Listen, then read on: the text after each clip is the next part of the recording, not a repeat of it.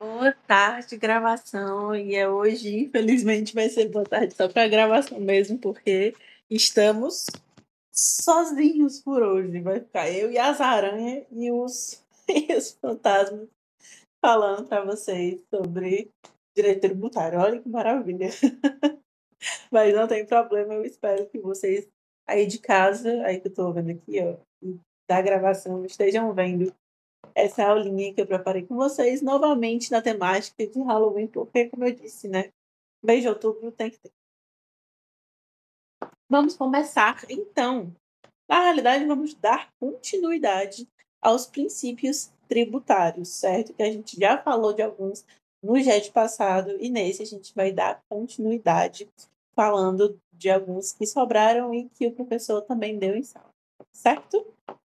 Vamos, então, começar pelo princípio da liberdade de tráfico. O que é que isso quer dizer? Lá no artigo 150, inciso 5º da Constituição Federal, diz que é vedado à União, aos Estados, ao Distrito Federal e aos municípios estabelecer limitações ao tráfego de pessoas ou bens por meio de tributos interestaduais ou intermunicipais, ressalvada a cobrança de pedágio pela utilização de vias conservadas pelo poder público. Vamos com calma, vamos aqui até o ressalvadas, né? Até intermunicipais.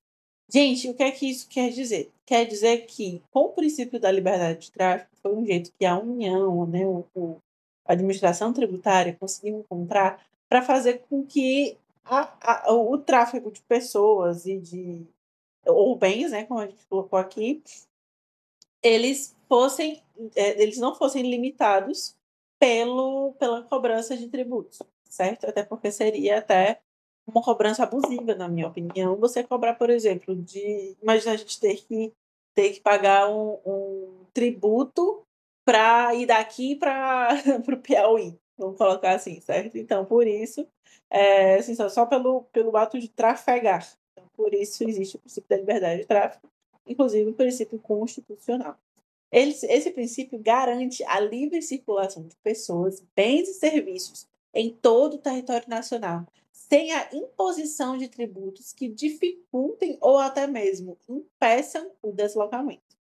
O Estado não pode usar tributos como barreiras econômicas entre os entes federativos. Isso, como eu disse para vocês, imagina aí a loucura que seria, né? A gente já paga absurdo de locomoção para a companhia aérea, para a companhia de ônibus e afins, e de gasolina, né? Se a gente for fazer uma viagem interestadual dessa ou intermunicipal mesmo, de carro, e a gente ainda tem que pagar um tributo por isso, seria loucura, né?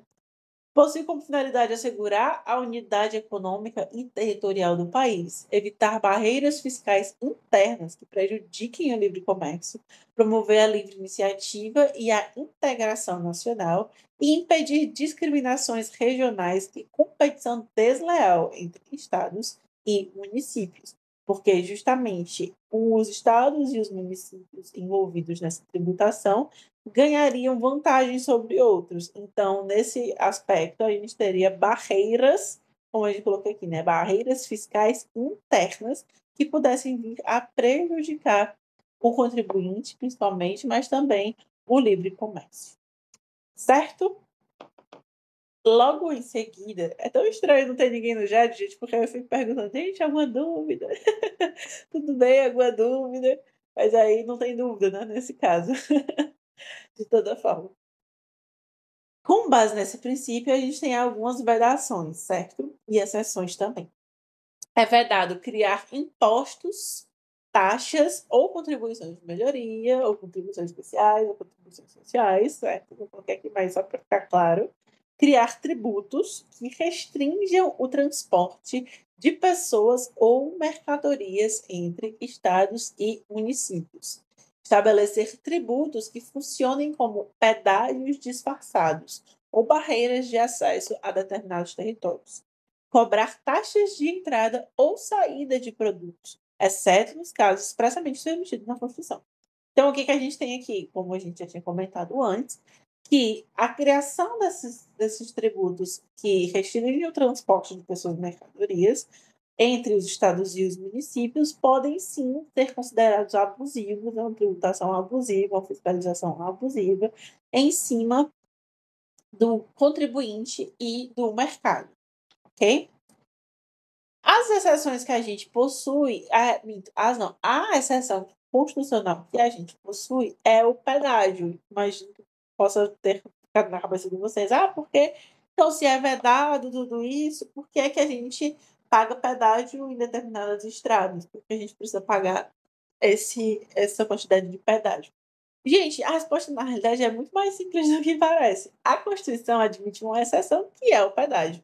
A cobrança de pedágio é permitida desde que seja contraprestação pelo uso de vias conservadas pelo poder público, tenha natureza de taxa ou preço público e não de imposto, seja destinada à manutenção e conservação da via. Assim, o pedágio não viola o princípio, pois não é uma barreira ao tráfego, mas um pagamento pelo serviço prestado. Ou seja, primeiramente, que você pode optar ou não por passar por aquela rodovia, ok? O que já responde facilmente aquilo ali. Só que aí você fala, mas isso não pode ser considerado uma taxa. Na realidade, ele precisa ter natureza de taxa ou preço público, né, que são as tarifas, como a gente colocou aqui, e não podem ter função de imposto, porque se tivesse natureza de imposto, nesse caso, não teria uma destinação específica e também não teria uma contraprestação direta, não seria vinculado a nenhuma atividade estatal. É por isso que, nesse caso, o pedágio não viola o princípio, por quê? Porque ele tem destinação específica, que é para a manutenção das estradas, e ele tem contraprestação pelo serviço prestado, né? Pelo uso das vias conservadas pelo poder público e afins. Certo? É por isso que o pedágio não entra e ele pode sim ser uma exceção. E não é abusivo, né? Como eu também disse, você não precisa obrigatoriamente passar por aquela estrada. Você passa se você quiser, certo? Mas se passar, tem o pedágio. Ok? Alguma dúvida? Beleza, gente? Show. Passando para a próxima agora. Também só avisando esse jet, só tem 3 princípios, tá? Então imagino que ele vai ser mais curtinho mesmo. Passando agora, a gente tem o princípio da uniformidade geográfica da tributação. Eita, nome grande e difícil para falar coisa simples, né? A gente sabe que no direito a gente tem muito disso, né? A gente tem muitas nomenclaturas simples, bastante simples até, e que a gente acha que é uma coisa super complexa e complicada, quando na verdade é uma coisa tranquila. O que quer dizer o princípio da uniformidade geográfica da tributação? Ixi, eu acho que eu coloquei. Opa, eu tinha passado um socorro. Oxe, estava faltando um. Não, mas deu certo. Lá no artigo 151, inciso 1º da Constituição Federal, diz assim: é vedado à União instituir tributo que não seja uniforme em todo o território nacional, ou que implique distinção ou preferência em relação ao Estado, ao Distrito Federal ou ao município, em detrimento de outro. Galera, o que é que isso quer dizer? Esse princípio determina que os tributos federais, atenção que estamos falando aqui, os tributos federais devem ter aplicação uniforme em todo o território nacional, sem distinção regional ou local. Ah, Natália, mas e o ICMS? O ICMS é estadual. Então, ele pode, de estado para estado, ele pode ter a sua distinção. O que não pode, por exemplo, seria o imposto de renda no Ceará é maior, tem uma porcentagem maior do que o imposto de renda no Maranhão. Entende? Então, nesse caso, a gente não pode, por quê? Porque o imposto de renda é um imposto, um tributo federal, perdão. Certo? Ou seja, a União não pode criar tributos com valores, alíquotas ou condições diferentes para cada estado do município, garantindo igualdade fiscal entre as regiões do país. Nesse sentido, tem como finalidade garantir a isonomia federativa e evitar privilégios regionais, preservar o equilíbrio econômico entre os entes da federação, impedir que a União use a tributação como instrumento político para favorecer determinadas regiões, também é uma finalidade extremamente importante, e promover a unidade nacional e a justiça fiscal territorial. Tá? Só nome difícil aqui hoje, né, gente, para falar coisas tão fáceis. Aí, nesse caso, a gente tem também algumas exceções. A Constituição permite exceções à uniformidade geográfica quando houver o objetivo de promover o desenvolvimento regional equilibrado. Lá no artigo 151, na parte final, ele diz que é permitido à União conceder incentivos fiscais destinados a promover o equilíbrio do desenvolvimento socioeconômico entre as diferentes regiões do país. Assim, a União pode adotar benefícios fiscais voltados a reduzir desigualdades regionais, como a Zona Franca de Manaus, programas de desenvolvimento ao Nordeste e incentivos à Amazônia, coloquei como exemplo o Sudene e o Sudão, ok? Superintendência, não sei das contas da Amazônia, Superintendência de Desenvolvimento do Nordeste, eu acho que é, Superintendência de Desenvolvimento da Amazônia, alguma coisa assim. Ou seja, por que isso é importante, gente? Porque mesmo que a gente precise preservar, de fato, a soberania dos estados e dos municípios e que a União não pode intervir nisso, nesse caso, a finalidade dessa exceção constitucional, dessa ação que a União pode fazer, é justamente para diminuir a desigualdade, certo? A desigualdade econômica de determinada região. Por isso que ela pode utilizar programas de incentivo ou benefícios fiscais voltados a reduzir essas desigualdades regionais e econômicas, ok? E a importância prática desse princípio impede que o governo federal crie tributos discriminatórios por região, favorece a coesão nacional e a competitividade equilibrada entre mercados regionais. E também permite incentivos fiscais justos quando voltados ao desenvolvimento econômico e social. Por exemplo, imagine se o governo quisesse criar um programa de incentivo ou o benefício fiscal para São Paulo. São Paulo capital. Vocês acham que é necessário? Você acha que São Paulo está precisando? Claro que não, né, gente? Então, aí, nesse caso, já não seria constitucional, porque precisa ser obrigatoriamente para promover equilíbrio ao desenvolvimento socioeconômico entre as regiões do Brasil. Certo? E agora, passando para o nosso último princípio, Vixe Maria, deu 12 minutos de gênio só dessa vez. Eu tô falando para vocês que quando não tem gente, parece que eu falo mais rápido, não sei por quê. Mas de toda forma, vamos prosseguir. O princípio da vedação às extensões heterônomas ou heterotópicas. Eita, gente, a minha dicção não presta, acho que vocês sabem disso mais do que eu. Mas, Ave Maria, é um nome que Deus me livre.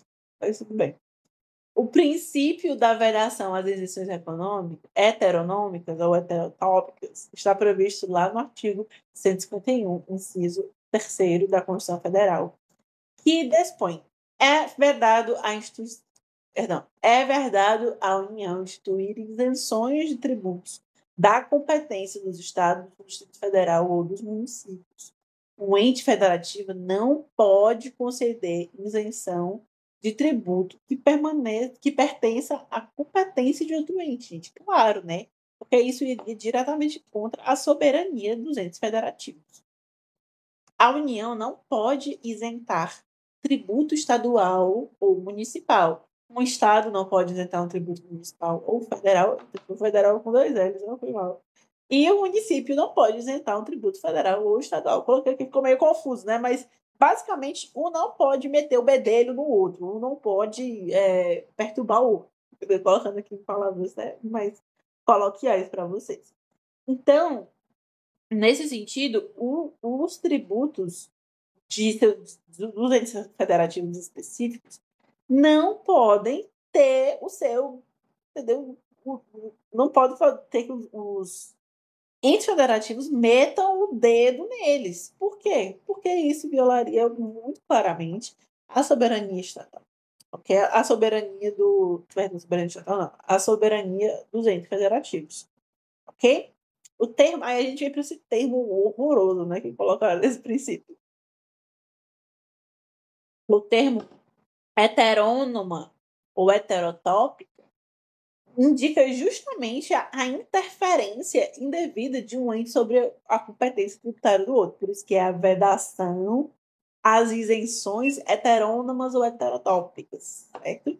E tem como finalidade preservar a autonomia tributária de cada ente federativo, como a gente já mencionou aqui, assegurar o equilíbrio federativo, princípio fundamental da Constituição, e garantir segurança jurídica e previsibilidade na arrecadação tributária, certo? Isso também é muito importante. A segurança jurídica e a previsibilidade são pilares essenciais da tributação, assim, essenciais, ok?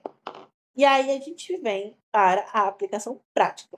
A União não pode editar uma lei que isente o ICMS, que é um imposto estadual, ou o IPTU, que é um imposto municipal. O Estado não pode conceder isenção de tributos federais, como imposto de renda, e o município não pode criar isenções de IPI ou IOF.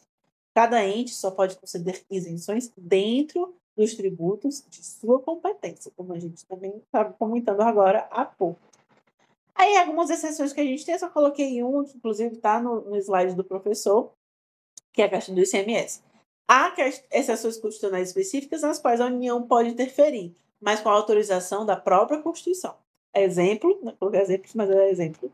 O artigo 155, parágrafo 2º, inciso 12º, a linha E. A União pode editar a lei complementar para disciplinar isenções, incentivos e benefícios fiscais relativos ao ICMS, desde que com a aprovação dos estados. Então, teoricamente, e alguns outros também, se vocês forem olhar os slides do professor, tem algumas outras exceções do tipo. Eu coloquei só um exemplo, na realidade, eu não acho que isso seja tão importante assim, a ponto de precisar, por exemplo, vocês precisaram lembrar disso para uma prova ou algo do tipo, certo? Por isso que eu coloquei só esse mesmo. Ok, galera. Então, já que estou com 17 minutos de GED, vou voltar rapidinho para a gente recapitular muito rapidamente sobre o princípio da liberdade de tráfego, que é vedado à União, Estados Federal e município estabelecer limitações ao tráfego de pessoas ou bens por meio de tributos interestaduais ou intermunicipais, ressalvada a cobrança de pedágio. Lembre-se do pedágio, porque isso tem cara de pegadinha. Pela utilização de vias conservadas pelo poder público. Ok? E aí a gente vem logo em seguida para o princípio da uniformidade geográfica da tributação, lá no 151, inciso 1º da Constituição. É vedado a União instituir tributo que não seja uniforme em todo o território nacional, o que implique distinção ou preferência em relação ao Estado, Distrito Federal, município, em detrimento do outro. Show? E, por último, como falamos agora há pouco, 151, inciso 3º da Constituição, é vedado à União instituir isenções de tributos à competência dos Estados, do Distrito Federal ou dos municípios, como diz o princípio da vedação às isenções heterônomas ou heterotópicas. Ok, galera. Alguma dúvida? É isso, galera. Muito obrigada pelo GED. Espero que quem esteja assistindo no YouTube arroche muito e estude. Agradeço aí pelos views, né? Não vou falar agradeço pela presença, agradeço pelos views. E, inclusive, então, eu vou tentar subir esses GEDs no YouTube depois de novo, porque eles estavam dando problema de novo. Mas, enfim, de todo modo, foi isto. Fiquem com Deus. Beijos a todos que me assistem. Bom dia, boa tarde, boa noite. Agora que você está assistindo. Tchau!